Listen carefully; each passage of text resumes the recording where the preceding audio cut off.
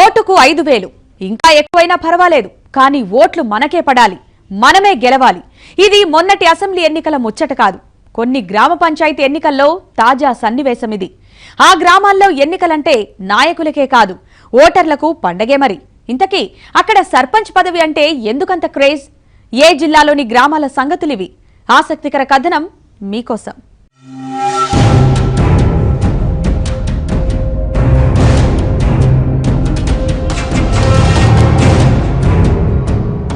కరీంనగర్ జిల్లా పల్లెల్లో పంచాయతీ ఎన్నికల సందడి మొదలైంది. అయితే కొన్ని గ్రామాల్లో విచిత్రమైన పరిస్థితులు నెలకొన్నాయి. చిన్న గ్రామం అయినా సరే సర్పంచ్గా పోటీ చేయాలంటే ₹1 కోటి చేతిలో ఉండాల్సిందే.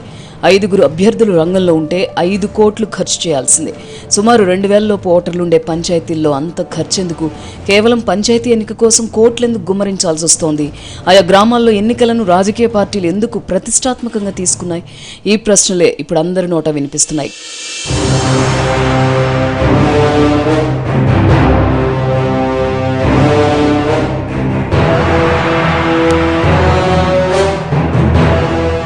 కరీంనగర్ జిల్లా 50 నుంచి 70 పంచాయతీల్లో ఎన్నికలు అసెంబ్లీ, పార్లమెంట్ ఎలక్షన్లను తలపిస్తున్నాయి. కనీసం ₹1 కోటి ఖర్చు పెట్టే స్థాయి ఉన్న వాళ్లే పలుచోట్ల పోటీకి దిగుతున్నారు. గంగాధర్ మండలంలోని 10 గ్రామాల్లో అభ్యర్థులు ఇప్పటికే డబ్బులు రెడీ చేసుకున్నారు. కోట్లతో ఓట్లు కొనుగోలుకు సిద్ధమయ్యారు. ఈ 10 గ్రామాల్లో ఒకటి ఓద్యారం. ఈ గ్రామంలో మొత్తం జనాభా 1,100, ఓటర్లు 900. అందులో దాదాపు 800 ఓట్లు పోలయ్యే అవకాశం ఉంది. ఈ చిన్న ఊళ్ళో అంత ఖర్చు చేస్తున్నారంటే ఒక్క ఓటర్కి ఎంత ముట్ట చెప్తారో అర్థం చేసుకోవచ్చు. ఇదే మండలంలోని సర్వారెడ్డిపల్లిలో ఓటర్ల సంఖ్య 750. 1,100 జనాభా ఉన్న అచ్చంపల్లిలో ఓటర్ల సంఖ్య దాదాపు 850. ఇక గట్టు భూత్పూర్ గ్రామ జనాభా 2,000. ఈ గ్రామాల్లో ఎన్నికల కోసం అభ్యర్థులు కోట్లు ఖర్చు పెట్టేందుకు ఇప్పటికే రంగం సిద్ధం చేసుకున్నారు.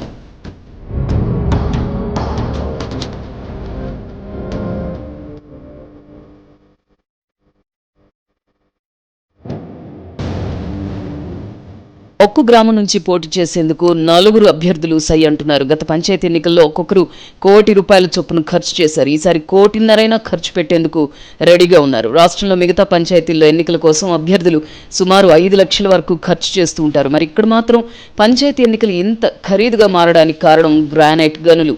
గ్రానైట్ గుట్టల లీజ్ కోసం మైనింగ్ శాఖ అనుమతి ఇచ్చిన చివరికి గ్రామ పంచాయతీ తీర్మానమే కీలకం. దీంతో కొందరు ఈ పంచాయతీలను గుప్పెట్లో పెట్టుకుని దందా సాగిస్తున్నారు. రాజకీయ వ్యవస్థ గ్రానైట్ మాఫియా చేతిలో ఉంటే ఈ గ్రామాల్లో పంచాయతీ పెద్దల చేతిలో మాఫియా గుట్టు దాగి ఉంటుంది.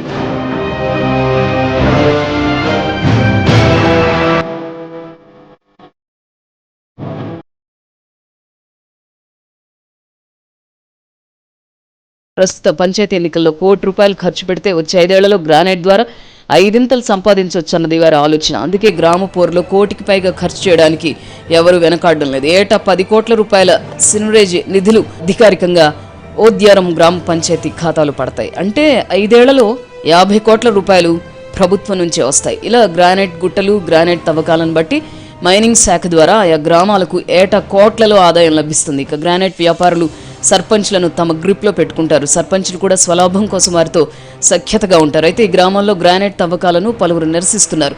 తవ్వకాల వల్ల గ్రామాభివృద్ధి కుంటుపడమే కాదు, దుమ్ము ధూళితో ఆరోగ్యాలు దెబ్బతింటున్నాయని ప్రజలు వాపోతున్నారు. ప్రజా సంఘాల ఆధ్వర్యంలో ఆందోళనలు, నిరసన కార్యక్రమాలు కూడా కొనసాగుతున్నాయి.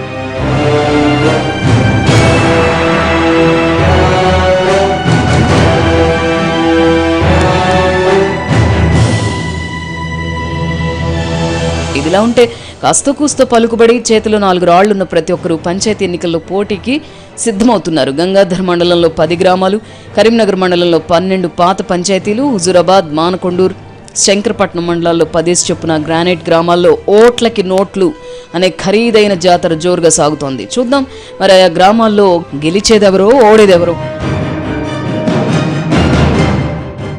ఇన్సైడ్ లో